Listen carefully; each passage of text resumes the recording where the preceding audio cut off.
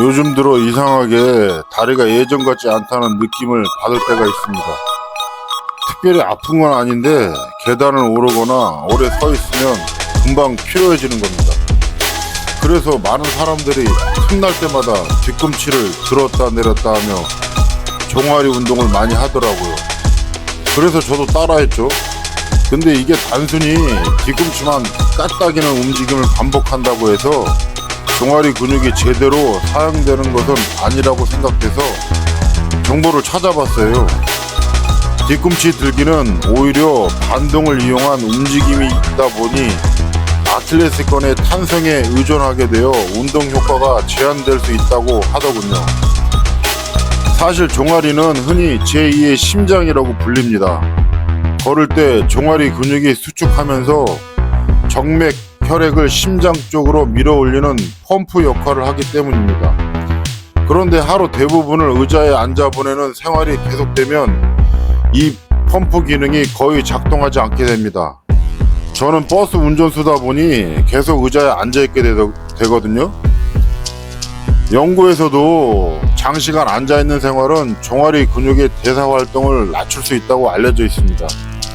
그래서 단순히 뒤꿈치를 드는 것보다 발목을 충분히 움직이며 종아리 근육을 수축시키는 움직임이 중요합니다. 다만 갑자기 강한 종아리 운동을 반복하면 힘줄에 부담이 생길 수 있습니다. 특히 나이가 들수록 아킬레스건 탄성이 약해지기 때문에 무리한 운동은 오히려 독이 될 수 있습니다. 그래서 저는 운동 시간을 따로 만들기보다 생활 속에 서 있는 시간을 늘리는 방법을 선택했습니다. 스탠드 책상을 사용하면서 자연스럽게 종아리를 사용하는 시간이 늘어나고 허리 부담도 줄어드는 느낌을 받았습니다. 물론 스탠드 책상이 모든 사람에게 정답은 아닙니다. 오래 서 있는 것도 피로가 될 수 있기 때문이죠. 앉기와 서기를 번갈아 사용하는 것이 가장 현실적인 방법입니다. 결국 중요한 것은 특정 운동 하나가 아니라 종아리를 얼마나 자주 움직이느냐입니다. 참고로 제가 실제로 사용해보고 괜찮다고 느낀 스탠드 책상 제품은 고정 댓글에 링크를 남겨두었습니다.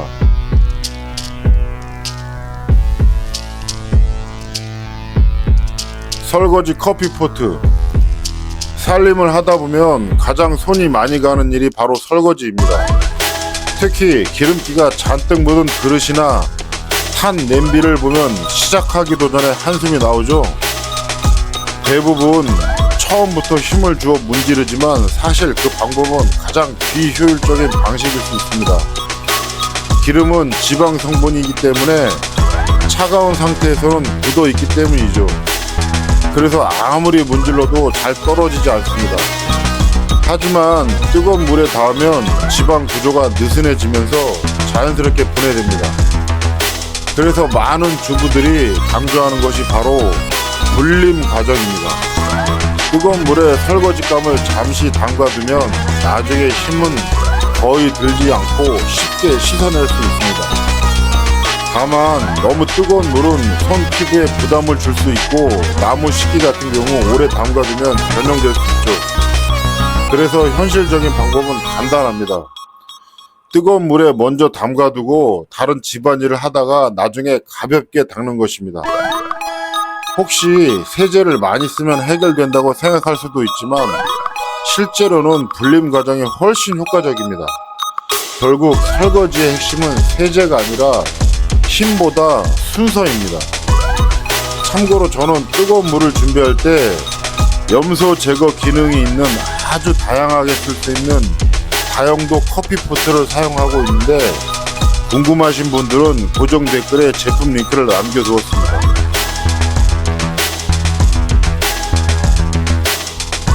제습기. 실내 환경에서 가장 중요한 요소 중 하나가 바로 습도입니다. 공기 중 습도가 높으면 체감 온도가 올라가고 몸이 쉽게 지치게 됩니다. 특히 습도가 높은 집에서는 곰팡이와 진드기가 쉽게 번식하기 때문에 건강에도 영향을 줄 수 있습니다. 그래서 전 실내 습도 40% 내지 60%를 유지하는 것을 권장합니다. 이 범위에서는 곰팡이 번식이 상대적으로 줄어들기 때문입니다. 저 역시 반지하 생활을 하면서 제습기의 필요성을 크게 느끼게 되었습니다. 제습기를 사용하면서 공기가 훨씬 가벼워졌고 빨래도 훨씬 뽀송하게 마르기 시작했거든요. 물론 모든 집에 제습기가 꼭 필요한 것은 아닙니다. 환기가 잘 되는 집에서는 필요성이 낮을 수도 있습니다. 하지만 반지하나 장마철처럼 습도가 높은 환경에서는 효과가 확실하게 느껴질 수 있습니다. 또한 제습기를 사용할 때는 물통 관리와 필터 청소도 중요합니다. 결국 제습기는 단순히 빨래를 말리는 기계가 아니라 실내 공기 환경을 관리하는 장비라고 볼 수 있습니다. 제가 사용하고 있는 가성비 좋은 민세이 제습기 제품은 고정 댓글 링크에 남겨두었습니다. 창문형 환풍기. 반지하 공간에서 가장 큰 문제 중 하나는 바로 공기입니다.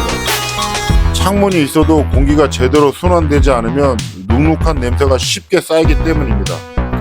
환기는 단순한 냄새를 빼는 것이 아니라 실내 공기를 교체하는 역할을 합니다. 특히 이산화탄소와 습기를 밖으로 내보내는데 중요한 역할을 하죠. 그래서 작은 공간에서는 창문형 환풍기가 생각보다 큰 역할을 합니다.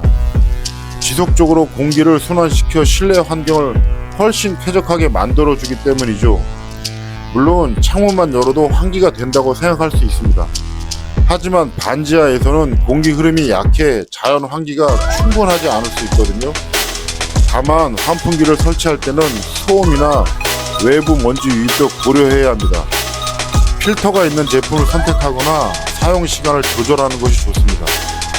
그래서 저는 창문형 환풍기를 설치해 놓고 사용하고 있습니다. 작은 장비 하나지만 생활의 질이 확실히 달라지는 것을 느끼고 있습니다. 궁금하신 분들은 고정 댓글에 제품 정보를 남겨두었습니다.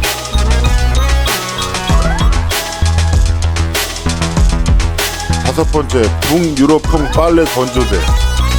실내에서 빨래를 말리다 보면 건조대 하나만으로도 방이 꽉 찬 느낌이 들 때가 있습니다.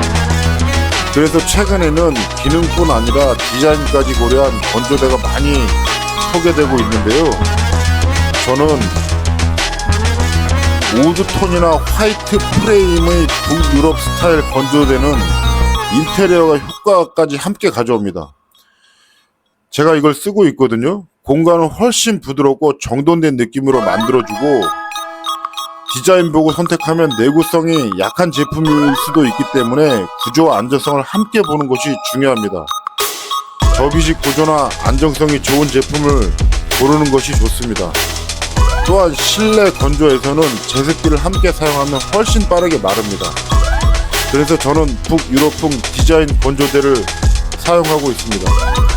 궁금하신 분들은 고정 댓글에 제품 링크를 남겨두었습니다. 여섯 번째, 3단 분리 수거함. 혼자 살다 보면 방이 금방 어수선해질 때가 있습니다. 특히 배달 음식 용기나 빈 병이 쌓이면 정리하기도 번거롭습니다. 그래서 저는 3단 분리 수거함을 하나 들여놓았는데요. 캔, 플라스틱, 일반 쓰레기를 한 번에 나눌 수 있어 생각보다 편리합니다. 물론 비닐봉지로도 분리수거는 가능합니다.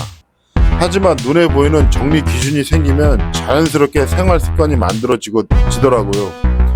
그래서 분리수거함은 단순한 통이 아니라 생활습관을 만드는 도구라고 볼 수 있습니다.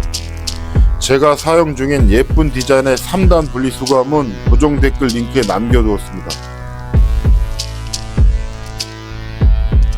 일곱 번째, 바이칸 청소솔.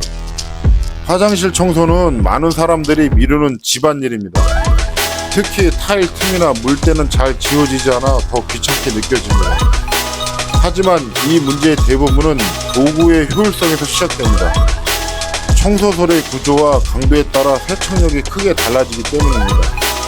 그래서 저는 바이칸 청소솔을 사용하고 있습니다. 인체공학적으로 설계되어 힘을 많이 주지 않아도 타일 틈 사이의 오염을 훨씬 쉽게 제거할 수 있습니다. 청소 시간이 확실히 줄어드는 것을 느낄 수 있었고요. 어떤 도구도 청소를 완벽히 대신해 주지는 않습니다. 그래서 좋은 도구와 간단한 청소 루틴을 함께 사용하는 것이 중요합니다. 결국 청소의 핵심은 의지보다 도구의 선택일 때가 많습니다. 제가 사용하고 있는 바이칸 청소솔은 고정 댓글에 제품 링크를 남겨두었습니다.